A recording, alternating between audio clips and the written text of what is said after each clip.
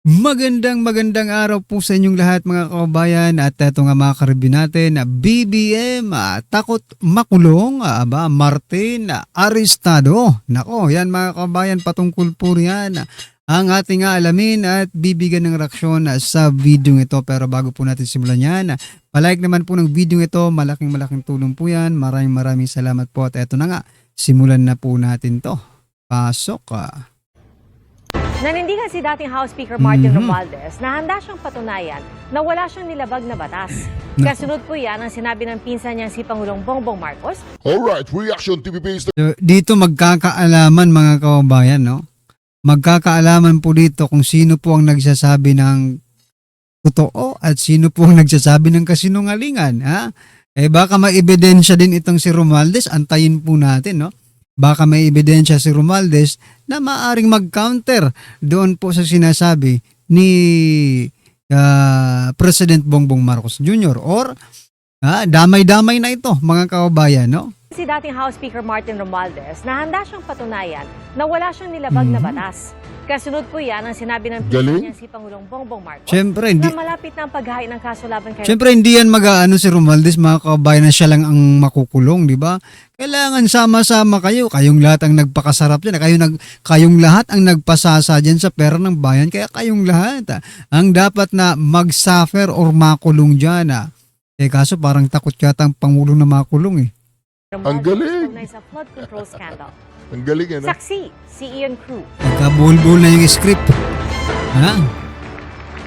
Sa unang pagkakataon, wala nang maupo si Pangulong Bongbong Marcos sa pwesto. Hindi ang kanyang pinsang si late Representative Martin Romualdez ang nakaupong House Speaker sa State of the Nation address. Itong Biyernes, inirekomenda ng Special Panel of Investigators ng Ombudsman na kasuhan siya ng plunder, graft at iba pa kaugnay sa flood control scandal. Dumating na tayo sa punto na ayon sa Ombudsman ay malapit na ang paghain ng patong-patong na kaso laban. Pare ko, malabo pa ito, malabo pa. Malapit ang sabi mga kababayan. Ibig sabihin, malapit, pwede rin yan, lumayo pa mga kababayan. Ganyan naman yung mga script nila eh. No? Sa dating speaker, Grabe. masakit man sa akin ito. Oo, nasaktan. Hindi Parehas silang Bakit ka nasaktan eh. nasasaktan? Masakit Bakit ka man. nasasaktan? May maipapakulong kayo, masakit sa'yo. Masakit talaga sa'yo dahil damay ka dyan. Sabi niyang masakit man ito para sa kanilang pamilya. Ito rin si Romualdez, masakit din mga kababayan ha. Nasasaktan din si Romualdez, dyan Sabi po dito, masakit man ito sa aming pamilya, iginagalang ko ang naging pahayag ng Pangulo. Hindi ako kailanman humingi ng pabor o espesyal na pagtrato. Nako, parehas po silang nasasaktan. Dapat pala ang caption natin dito, nasaktan na sila, nagkasakitan na. Ayan na. Iginagalang Parang love story pahayag lang, ng Pangulo. Hindi raw siya kailanman humingi ng pabor o espesyal na Talaga ba? pagtrato. Wey. Sang-ayon daw siya na gawin ang tama, sumunod sa proseso at hayaan ang ebidensya Sumunod sa magsalita. script. Ibig sabihin mga ka-reaction itong Diba? si Bongbong Susunod Marcos. yan sa script mga kababayan. Gab si Bongbong. Mang paglabag sa batas at handa siyang patunayan ito. Hmm. Wala rin sa SONA si Vice President Sara Duterte Expected na ngayon yan. nasa Europa. Sabi ng kapatid niyang si Davao City Representative Pulong Duterte, kung tunay na Pangulo ng Pilipinas ang nais na ipakita ni Pangulong Marcos, mas mahalagang ipakita niya ang tapang na panagutin ang mga nasa likod ng katiwalian, Correct. ano man ang apelyido, posisyon o impluensya. Mhm. Mananatili raw na kulang ang SONA hanggat di nasasagot ang mga tanong tungkol sa flood control, kontrobersya sa PhilHealth funds at Maharlika Fund. Wala pang tugon dito ang Malacanang. Bago ang SONA, ilang minority senator ang nagsabing hindi rin pupunta. Kabilang ang ate ng Pangulo na si Senadora Amy Marcos. Grabe no mga kababayan, marami ang hindi pumunta. Ano sa palagay nyo? President Bongbong Marcos is the most hated president in the history kasi marami pong hindi pumunta eh. Sabi dito sa balita, marami ang hindi pumunta. Ibig sabihin, mga kababayan, no? President Bongbong Marcos Jr. is the most hated, no? President or ewan ko lang kung mag-aagad kayo. The worst President of the Republic of the Philippines. Nagtatanong lang po tayo mga kababayan ha.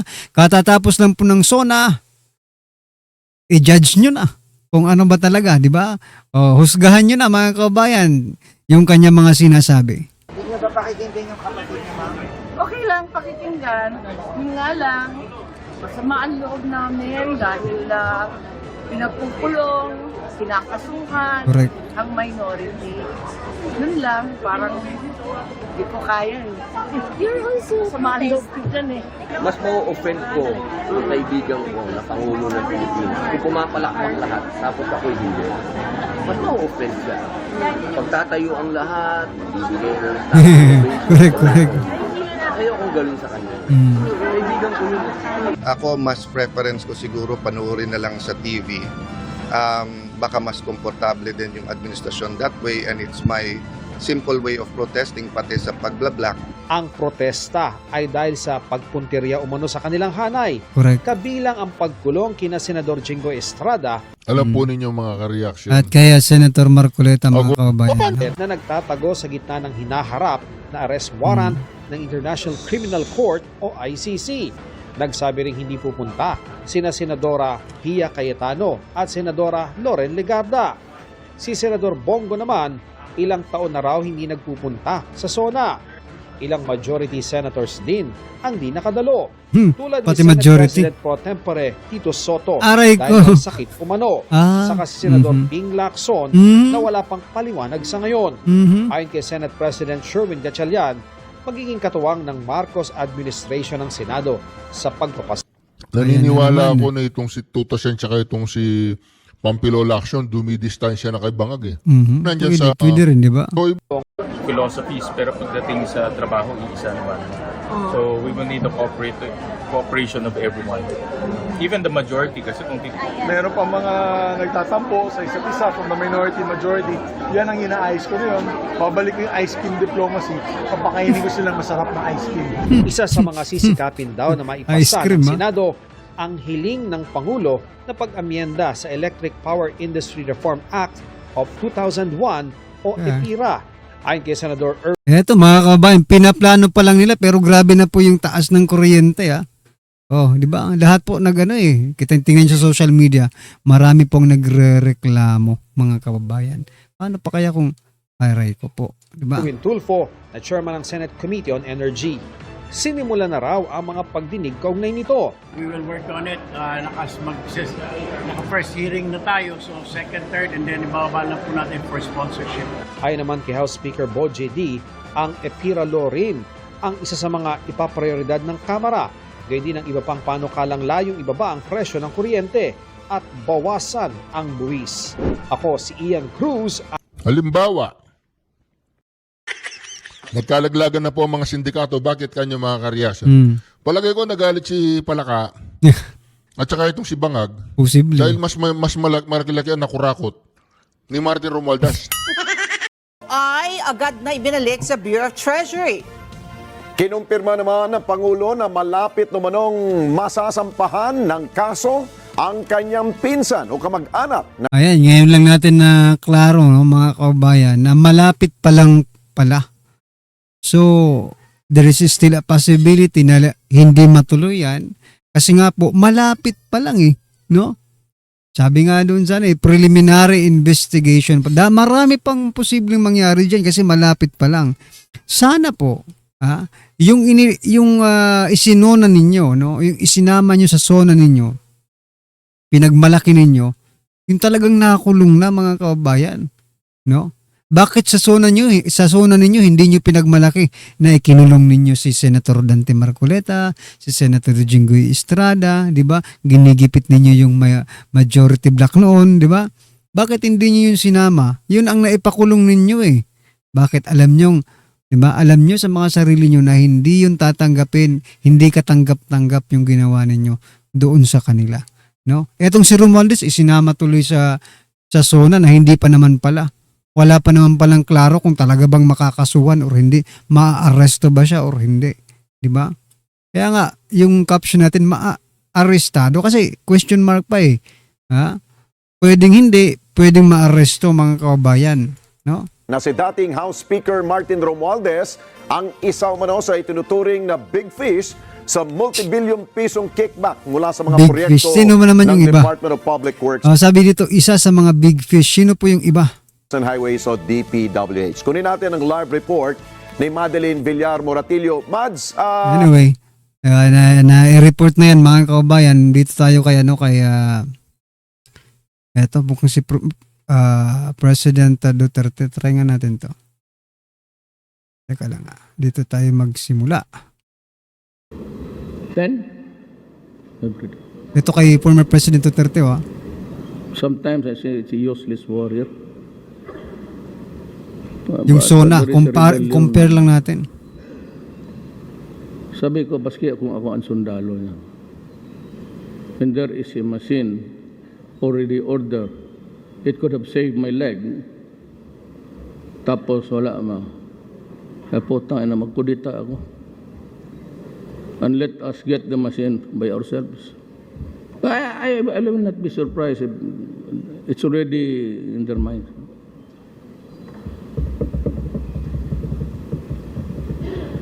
I'd only be too willing to step down. Dito pa lang mga kababayan, mapapansin mo na, no? Kulang po yung mga pumapalakpak dahil tinatamaan sila eh. Tinatamaan po sila doon sa presidenteng bangag. Palakpak sila ng palakpak. Bakit? Nakikinabang silang lahat mga kababayan. Pansin nyo? Puta, saan ba ang utak ninyo eh? Bakit kayo believe dyan sa puti?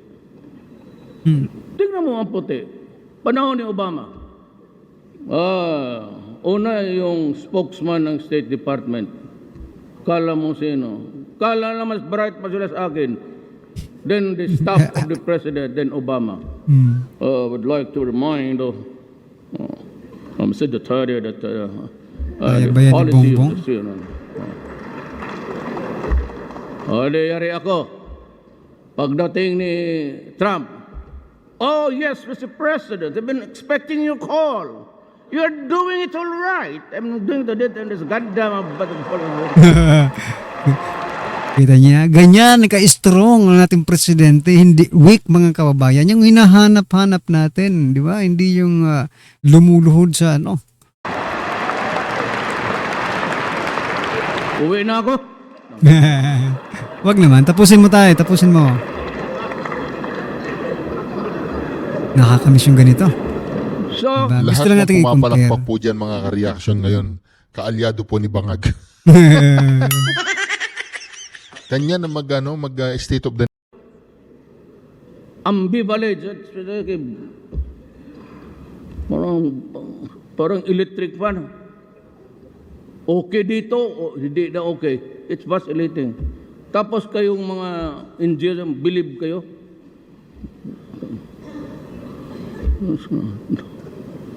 Kasi, Hindi ko talaga maintindihan Pilipino. It takes for an American to say that I'm a son of a bitch. And it takes an American to say, oh, you're great, you're a hero in your country. O saan ako pumunta nito ngayon?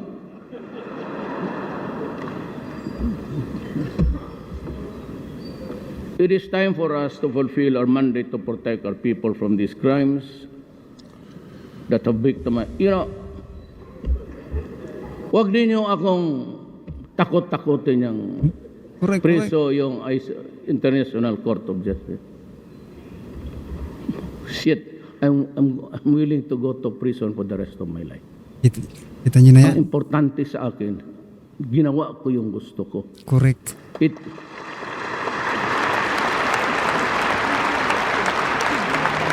Alam mo kasi, in this country, it is a rule of majority. I did it for the 50 plus 1. Because in a vote of 100, I get 51. 50 plus 1. 50 is 1 up. 1, that is majority of 1. I win.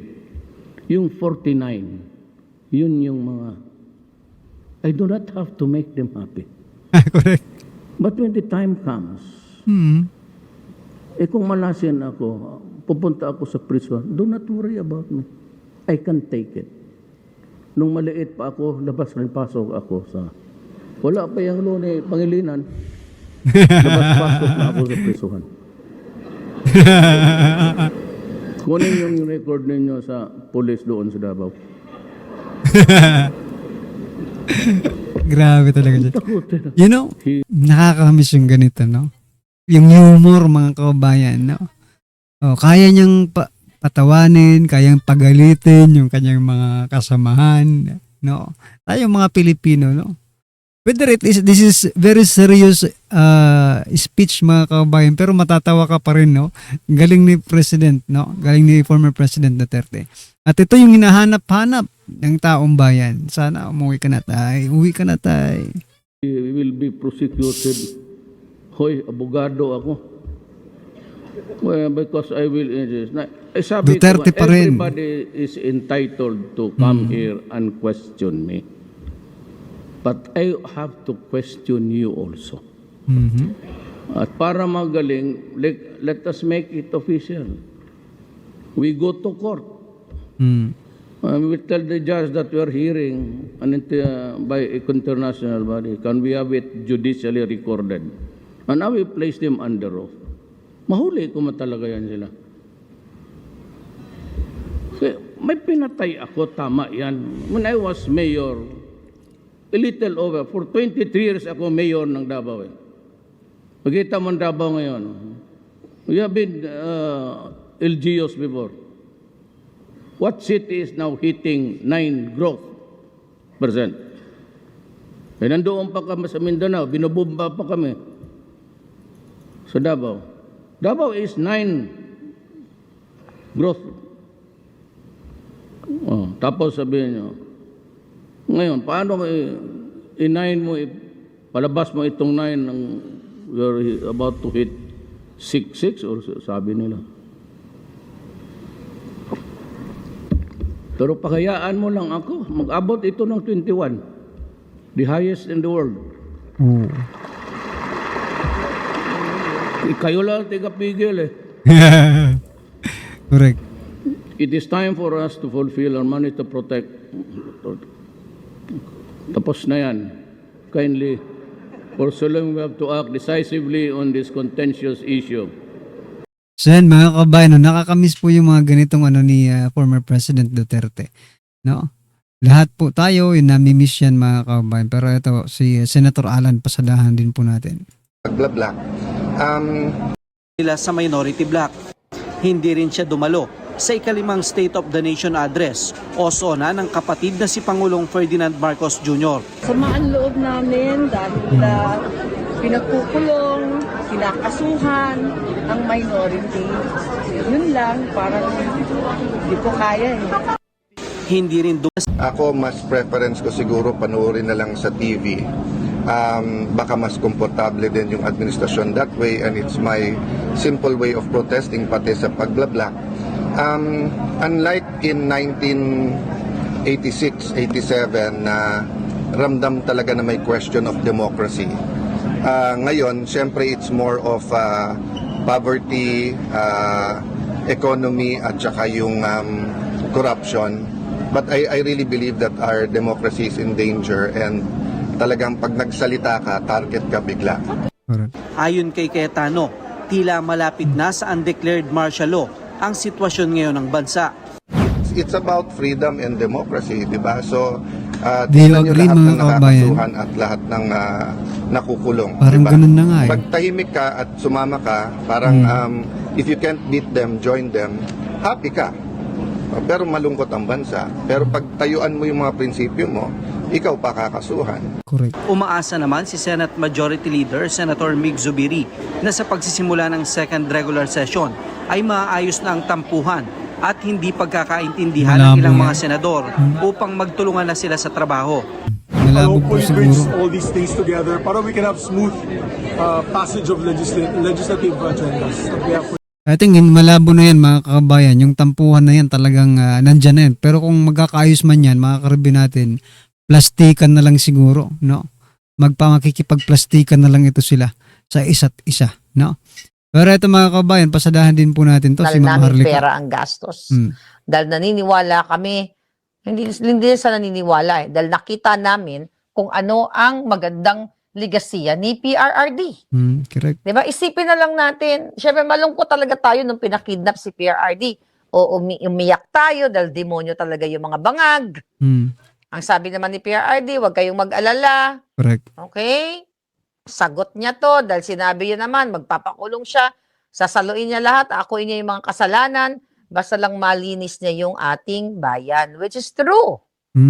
Nung panahon ni PRRD, ang natatakot ay ang mga adik, Correct. ang mga kidnapper, ang mga snatcher, ang lahat ng mga demonyo natatakot kay PRRD. Pero ngayon, Panahon ni Bangag, sino natatakot? Kayo. Mga magulang, mga kapatid, nanay, tatay, lolo't lola, na hindi nyo alam ang inyong mga mahal sa buhay, kung makakauwi pa ba ng buhay, dahil ang mga riders, tricycle driver, o lahat, nag-opisina, kung hindi kinikidnap, pinahablot, nira-riding in tandem, binabang-bang-bang, di ba? Sa panahon ni Bangag, ang 5-7 years old na bata na pinakita natin kanina, may hawak na patalim, nangingi na mamalimos, may hawak na, na panaksak. parang naka-mindset na sila eh. Nakita ninyo? So, yun lang ang analysis ko dito na sa inyo para, umamo kayo sa amin. Yung Bangag pala. Not the Filipino people. Kasi nga walang panindigan yung presidente yung adik eh. Nakilito ka. Walang na nga lang ibala ka. Well, hindi kayo Ibala sa kanyon? Pinagnanakawan kayo everyday. Ulit-ulitin natin. Flood control, budget, utang, mga ginto, Maharlika funds, Bureau of Customs, Department of Agriculture, Lahat ng name agency. it. No? Lahat ng departamento, pinagnanakawan nila. Sa panahon ni PRRD, at least may nakita kayong may pondo ang PGH. Pinananagot ang mga demonyo. Mga attack dogs, katulad ni Castro. Correct. Sabi ko, sino naman magtsatsaga sa kanya? Siguro kung mayroon man susunod yung mga, I don't know kung sinong gumurgor. Kasi magpalagay natin. Sundan natin yung narrative. Okay? Yung naratibo ng mga bangag nang nagpagurgur daw sa kanilang attack dog ay mga Duterte. Kung totoo yan, bakit hindi pa si Castro? Di ba? Kung ibibintang nila, yung namatay na ilagay sa garapon, bakit yun pa? Dapat si Castro ang inuna nilagay sa garapon. Correct. O kaya si Bangag, o kaya si Trillanes, right? So yan ngayon, pero actually sa mga nakalipas na ilang araw, ay rin sila doon sa halimaw sa garapon. Nakarma sila. Ako, I have to admit, nung una sabi ko nga, pinatawad ko, pero nakita ko yung mga kababuyan niya, laban sa kay Inday Sara, mga kasinungalingan. Yung kasinungalingan, pero nakita ko talaga yung galit ng tao. But today, gurgur na siya eh. Kung tutusin, wala na talaga siyang kalaban-laban, natapos na yung buhay niya. Vlog 10,000, 15,000 comments. Ang galit na galit na galit na galit. Di ko nga kung meron man talagang sisisihin sa pagkagurgor dito sa halimaw sa garapon, ay na, tayo daw ang gumurgor. Tayo lahat. Okay? Na mga DDS supporter. Yan ang narrative ng, believe me, yan ang susunod na mga narrative. Ibibintang yan kung kani-kanino. Yan. Ang ginagawa talaga nitong mga bangag na ito, ayan, kaya talaga nagbayad sila ng mga attack dogs para atakihin ang mga Duterte. Hindi pa sila nakontento, pinakulong nila si PRRD, pero sabi ko nga, nagbabakasyon. And thank you, this is the new... Okay, wow, gems. Na diamante, Okay, ayan, wala na to. Okay, ayan na. Thank you. At mapauwi ang PRRD para yung actually, what should I say? Yung isa kasing, okay, ganito yan. Actually, si Alpat, hindi ko na sana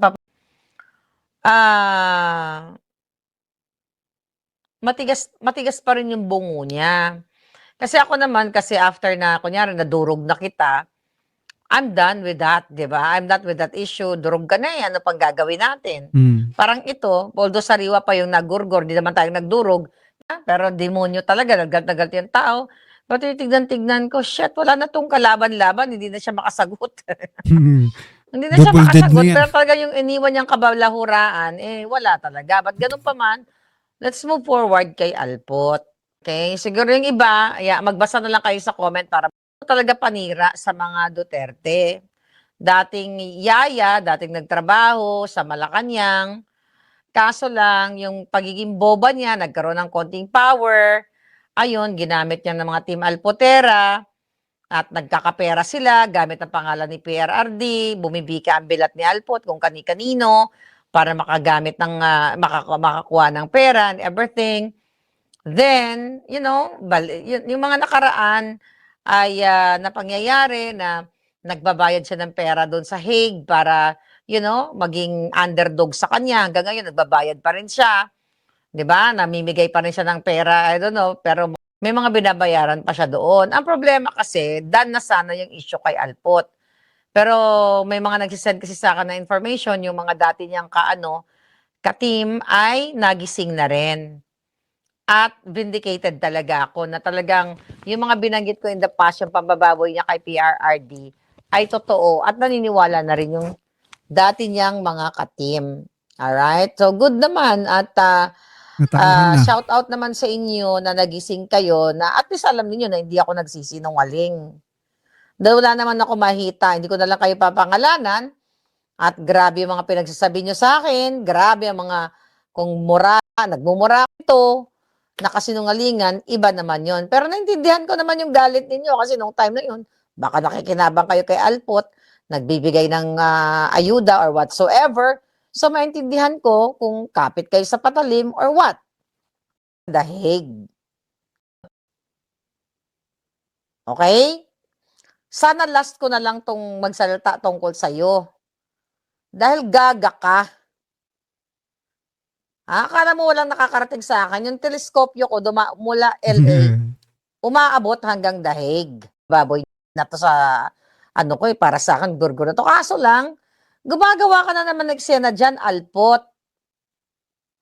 Huwag mo ipilit, okay? Napapasok ka dyan. Ano bang plano mo? Ano ba? Gugurgurin mo ba si PRRD? Inuutusan ka ba ni Satanas? Inuutusan ka ba nung or kasama mo yung sidekick mong mukhang espasol? Doon sa harap na yan, akala mo hindi siya nurse, hindi siya nagpapanggap lang siya. Gamit na in love ako sa place na yan. Alam ko yung pizza, tapos may coffee shop, may chocolate, ganyan-ganyan. Kahit pumikit ako, alam ko, maybe kung meron man. At ikaw naman, chipmunk. Akala mo, hindi ko alam ha. Yung grupo ninyo, may grupo kasi sila. Okay, may puting ahas ako dyan sa loob ng grupo nyo. Yan, sabi mo, chipmunk, sabi kasi ni chipmunk, ay, walang dalaw ngayon. Kaya wag tayo pumunta ngayon sa street, ganyan-ganyan. Yung pala, ayaw lang niya ipakita sa mga grupo niya na itong si Alpot bumabalandra doon, nagmamas na ganyan, nagpapanggap. Hindi ka naman nakakapasok. Anong gusto mo? Magpupuslit ka diyang hayop ka? Yung mga anak mo, alagaan mo. Huwag ka magpanggap na matino kang putang inakat mo. Ay, gumagawa ka talaga ng kaguluhan dyan. Dahil ba alam mo, andyan si Inday Sara darating? Poporma kayo. Sinusuka ka na nga ng mga Duterte. Kala mo hindi ko alam? Huwag na kayo maniwala sa Alpot na to. Magbasa kayo dyan sa comment. Napag-alaman ko na sinusuka ka, mabait lang ang mga Duterte. Ayaw ka lang sampalin. Anong ginagawa mo dyan? Ba't ka nang gugulong hayop ka? Buti na lang wala ako dyan eh. Pag nandyan ako talagang mumurahin kita. Hindi ba ka ba kontento sa kakabika? Sabi ni Sunny Whips, yan ang pinakamaganda. Ati mong kasamahan na nagtatanggol sa'yo. At minimension pa ako na tama si Maharlika. Nagtanim ka ng kasinungalingan para magalit yung tao sa akin, magalit kay Harry Roque. Na to mga tao sa Dahig. Pero ikaw ang gumawa ng kwentong hayop ka. Nagpakampi ka pa sa mga kaibigan namin pare-pareho. Kaya sa mga kaibigan ko, isa-shout out ko silang lahat. Ay, wag na. Nanahimik na ng passes o whatever. Duterte, ang kadyutahan niya, mga kasinungalingan, mga gawa kwento.